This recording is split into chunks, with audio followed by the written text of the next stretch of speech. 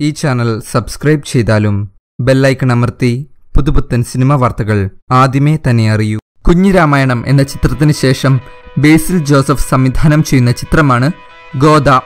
ഗുസ്തി പശ്ചാത്തലമാകുന്ന ചിത്രത്തിൽ ടോവിനോ, വാമിക, രഞ്ജി പണിക്കർ, അജു വർഗീസ് എന്നിവരാണ് പ്രധാന കഥാപാത്രങ്ങളെ അവതരിപ്പിക്കുന്നത്.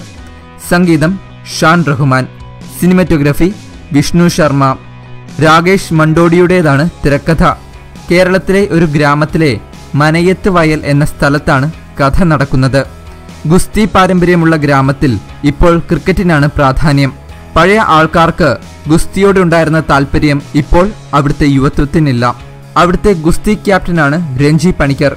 അദ്ദേഹത്തെ ക്യാപ്റ്റൻ എന്നാണ് എല്ലാവരും വിളിക്കുന്നത്. പുള്ളിയുടെ മകനാണ് ടോവിനോ. ദാസൻ എന്നാണ് ടോവിനോയുടെ കഥാപാത്രത്തിന്റെ പേര്. തന്റെ നാടിന് നഷ്ടപ്പെട്ടുപോയ ഗുസ്തി എന്ന കായിക ഇനത്തെ തിരിച്ച് നാട്ടിൽ മനയത്ത് വയലിൽ കൊണ്ടുവരാൻ ശ്രമിക്കുകയാണ് ക്യാപ്റ്റൻ. രഞ്ജി പണിക്കരുടെ കഥാപാത്രമാണ് ഈ ചിത്രത്തിൽ എടുത്തു പറയാനുള്ളത്. ചിത്രത്തിലെ യഥാർത്ഥ നായകനും അദ്ദേഹം തന്നെ.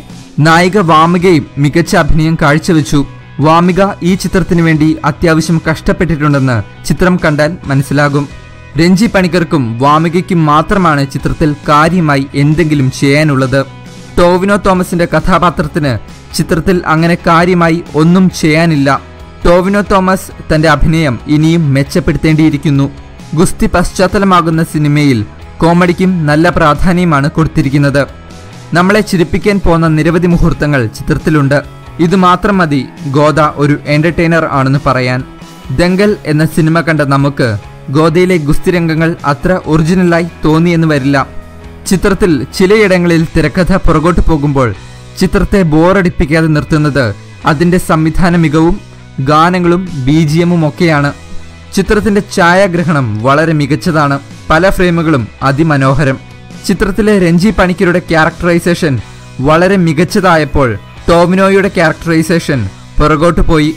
ഇത് ഒരു ഹൃദയസ്പർശിയായ സിനിമയായില്ലെങ്കിലും ഒരു മികച്ച എന്റർടൈനറാണ്. ബോറടിക്കാതെ കണ്ടിരിക്കാം ഈ ക്ലാസ് ചിത്രം. കൂടുതൽ സിനിമ വാർത്തകൾക്കും വിശേഷങ്ങൾക്കുമായി ഈ ചാനൽ ദയവായി സബ്സ്ക്രൈബ് ചെയ്യൂ. Like, share and comment. നന്ദി.